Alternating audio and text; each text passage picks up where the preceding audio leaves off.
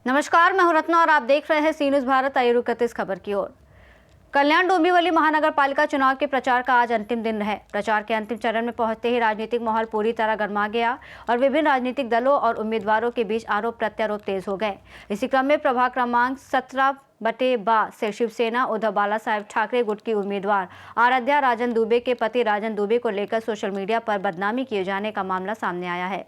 आरोप है कि विरोधी पक्षों द्वारा जानबूझकर सोशल मीडिया प्लेटफॉर्म्स के माध्यम से उनकी छवि खराब करने का प्रयास किया जा रहा है। चुनाव प्रचार के आखिरी दिन इस तरह के आरोपों से राजनीतिक वातावरण और अधिक तनावपूर्ण हो गया है और अब ये देखना अहम होगा कि मतदाता इन आरोप प्रत्यारोपों को किस तरह लेते हैं और इसका आगामी चुनाव पर और उनके परिणामों पर क्या प्रभाव पडता है। तुमची बदनामी केली आहे असं तुमचं म्हणणं आहे। आज सकाळी मी बघितलं की व्हॉट्सअप ग्रुपमध्ये बरेच काही व्हिडिओ व्हायरल होत आहेत। त्या व्हिडिओमध्ये असं दिसतंय की एआयमध्ये माझी बदनामी करायचा प्रयत्न करत आहेत विरोधक।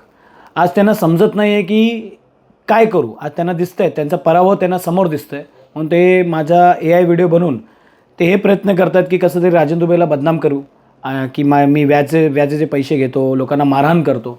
पण ते लोकांनी हे विसरलं की ज्या माणसाचं ते नाव घेत आहेत तो माणूस आज माझ्यासोबत बसलेला आहे। ऑलरेडी त्याचे स्टेटमेंट त्याच्या आणि माझ्यामध्ये कुठलाही मतभेद नाही। काय होतं काय नाही त्याच्याबद्दल कोर्टामध्ये केस चालू आहे, केस पेंडिंग आहे। सुमित सिंगचं एकच म्हणणं आहे की आपण कुठं पण याच्यामध्ये नाही आहोत, तरी ते लोक चुका करतायत, माझे बॅनर फाडतायत। कुठं पण असं माझा बॅनर दिसेल तर ते बॅनर फाडतायत, म्हणजे माझा कुठंही नाव दिसलं नाही पाहिजे। पोलीस स्टेशनमध्ये काल खोटे केसेस करायला गेले माझ्या विरोधात। माझे जे जवळचे माणसं आहेत त्यांना तडीपाराची नोटीस काढलेली आहे 3 दिवसासाठी। फक्त इलेक्शन पुरता त्यांची तडीपाराची नोटीस काढतायत। म्हणजे हे कुठेतरी सगळं दबाव तंत्र ते वापरतायत की कुठेतरी राजन दुबे हल्ला पाहिजे, राजन दुबे माघार घ्यायला पाहिजे, राजन दुबेनी कुठेतरी या सगळ्या जे इलेक्शनचे घडामोडी यातून बाहेर पडला पाहिजे। पण मी काय बाहेर पडणार नाही। मी हा इलेक्शन जसं मला बोलले गेलं आहे, जसं संविधानामध्ये लिहिलेलं आहे तसंच हा इलेक्शन लढणार मी आणि मी यावर ठाम आहे। धन्यवाद। तुमच्या कोण उमेदवार आहे?